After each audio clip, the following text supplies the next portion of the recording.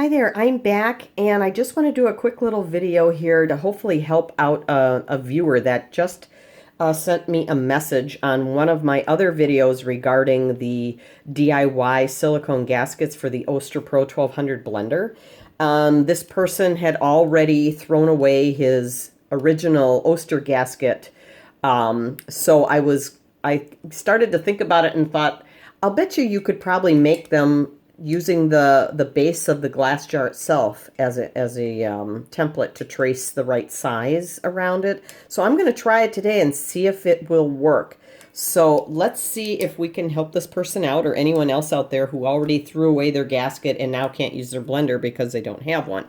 So I'm just going to use a regular pen. I know in one of my other videos regarding these DIY gaskets, I said a pen didn't work. I had one that really couldn't write on this stuff at all. But this one, I'm using the Pilot, I don't know if you can see that, a Pilot pen. It has a roller ball, ink ball on the end, and I was able to write on it on a scrap piece. So, and you don't need it super dark. You just need it dark enough so that you can see it when you're cutting. So I'm just going to see. I may end up having to pull out a Sharpie anyway. So, in fact, I think I will, just because I don't think you'll be able to see it on the video. So let me do this with a Sharpie. And I'm just going to kind of do dots because I don't want a black ring around my glass base. And see, I already got ink on it. Darn it. If you do that, rubbing alcohol works really well to take ink off of hard, non-porous surfaces. So, okay. So there's our dots. Gonna move that out of the way.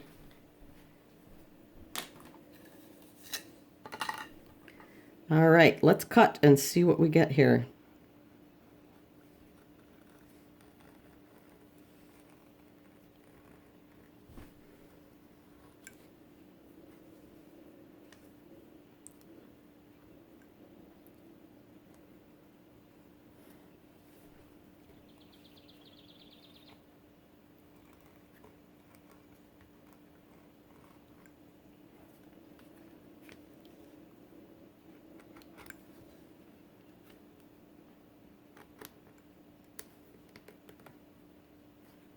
Okay.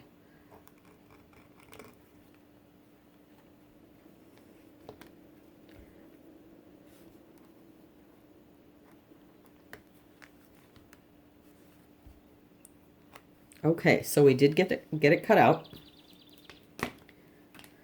All right, and now we have to kind of go by the assumption that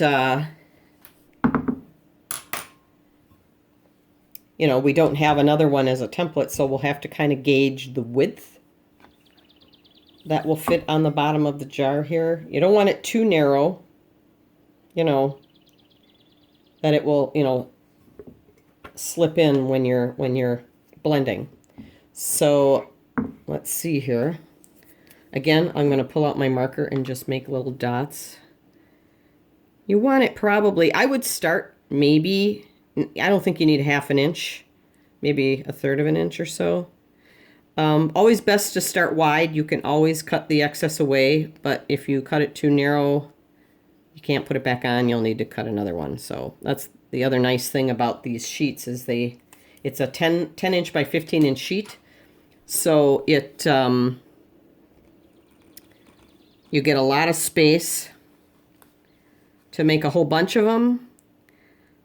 Or if you're like me and flubbed the first time I did this last year, you got plenty of room to make more. So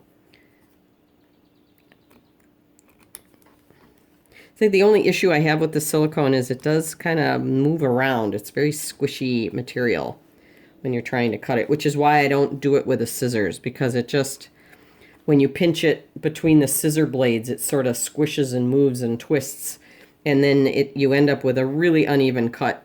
My X-Acto knife is the best way that I have found to cut this stuff, at least for me. Okay.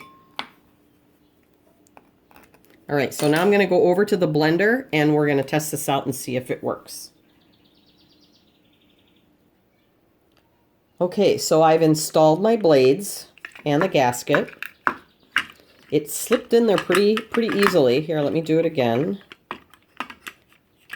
Because I put it in there and the camera wasn't running. Okay, so we're just gonna, you put your blades in, right? And then you just slip this carefully over the blades. They are sharp.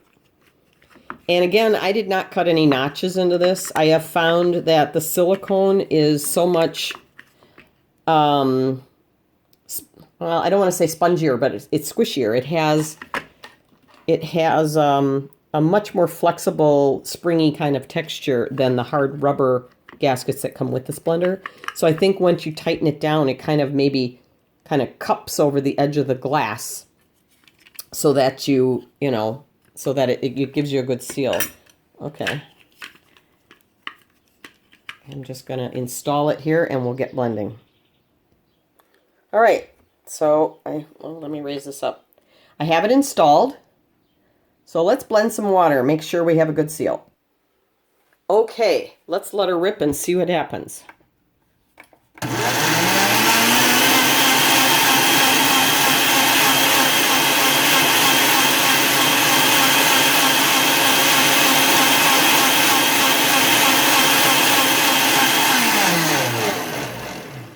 All right.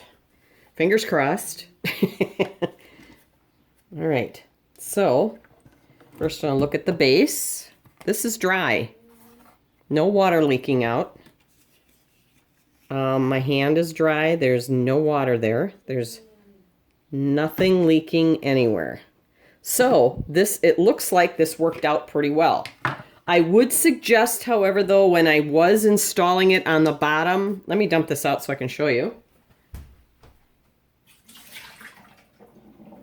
I did notice something when I was installing the gasket, and let me show you what I mean here. By using the bottom of the jar lid as a guide, when I laid the gasket in here and then put it on, it kind of fell out of place. So you might want to cut it like literally maybe a centimeter wider around the outer edge just to make sure that it stays in there. But now that I've blended with it and pushed it in there, it's staying in just fine. It is not falling out. So that does work. I'm really happy to report that. And I really hope this helps the viewer that had the question about how to get these gaskets or how to make them really too. If you've thrown away your original, you can use the bottom of your jar, your blending jar, to trace around and make the gaskets. So again, I really hope this was helpful to you, and especially to that particular viewer. I hope I was able to help you out in some way. And again, if you like my videos, please give me a thumbs up and subscribe so you don't miss any new uploads, and have a great day. Bye-bye.